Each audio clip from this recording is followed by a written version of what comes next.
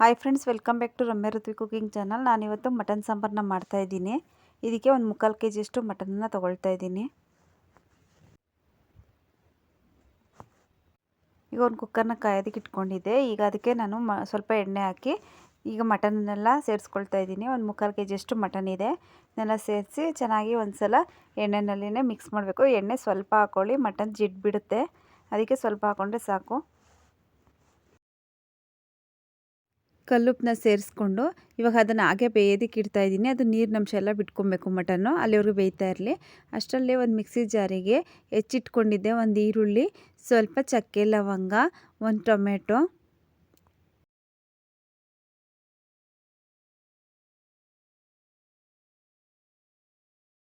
ಸ್ವಲ್ಪ ಹುರಿಗಡಲೆ, ಹಾಗೆ ಇದಕ್ಕೆ ಸ್ವಲ್ಪ ಕೊತ್ತಂಬರಿ ಸೊಪ್ಪು, ಒಂದು ಸ್ವಲ್ಪ ಪುದೀನ ಸೊಪ್ಪನ್ನು ಒಂದೆರಡಷ್ಟು ಸೇರಿಸ್ಕೊಂಡಿದ್ದೀನಿ.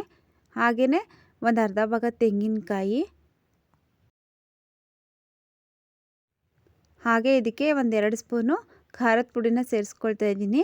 ಸ್ವಲ್ಪ ಮಟನ್ ಸಾಂಬಾರೆಲ್ಲ ಸ್ವಲ್ಪ ಖಾರ ಇದ್ರೇ ಚೆನ್ನಾಗಿರುತ್ತೆ, ಅದಕ್ಕೆ ಇನ್ನೊಂದು ಸ್ಪೂನು ಅಚ್ಚ ಖಾರದ ಪುಡಿನೂ ನಾನು ಆ್ಯಡ್ ಮಾಡ್ಕೊಳ್ತಾ ಇದ್ದೀನಿ. ಈಗ ನೋಡಿ ಮಟನೆಲ್ಲ ಚೆನ್ನಾಗಿ ನೀರಿನಂಶ ಬಿಟ್ಕೊಳ್ತಾ ಇದೆ. ಈಗ ಈ ಟೈಮಲ್ಲಿ ನಾವು ಶುಂಠಿ ಬೆಳ್ಳುಳ್ಳಿ ಪೇಸ್ಟನ್ನು ಸೇರಿಸ್ಕೊಳ್ತಾ ಇದ್ದೀನಿ.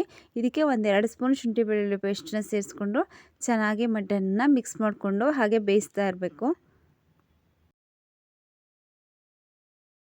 ಇದಕ್ಕೆ ಚೆನ್ನಾಗಿ ಶುಂಠಿ ಬೆಳ್ಳುಳ್ಳಿ ಪೇಸ್ಟು ಚೆನ್ನಾಗಿ ಹಿಡಿಬೇಕು, ಅದಕ್ಕೆ ಹಾಗೇ ಬೇಯಿಸ್ಕೊಳ್ತಾ ಇದ್ದೀನಿ.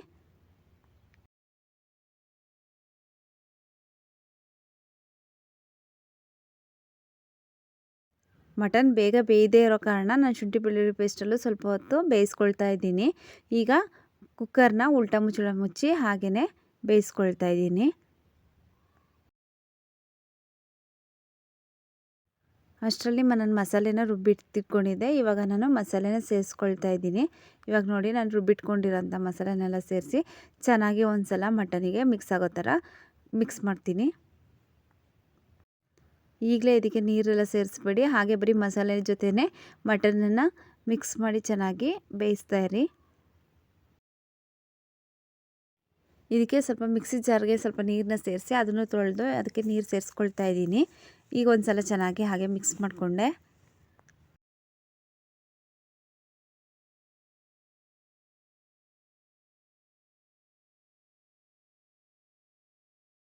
ಈಗ ಇದಕ್ಕೆ ಒಂದು 2 ಲೋಟ ನೀರನ್ನ ನಾನು ಸೇರಿಸ್ಕೊಳ್ತಾ ಇದ್ದೀನಿ.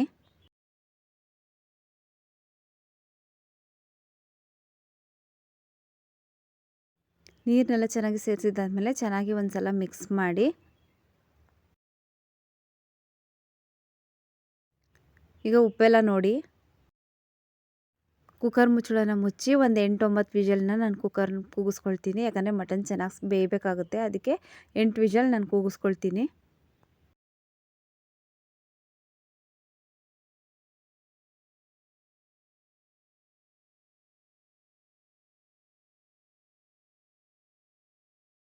ಇದು ಬಿಸಿ ಬಿಸಿ ಮುದ್ದೆ, ಅನ್ನ, ಚಪಾತಿ ಎಲ್ಲದ್ರ ಜೊತೆನೂ ತುಂಬ ಟೇಸ್ಟಿಯಾಗಿರುತ್ತೆ.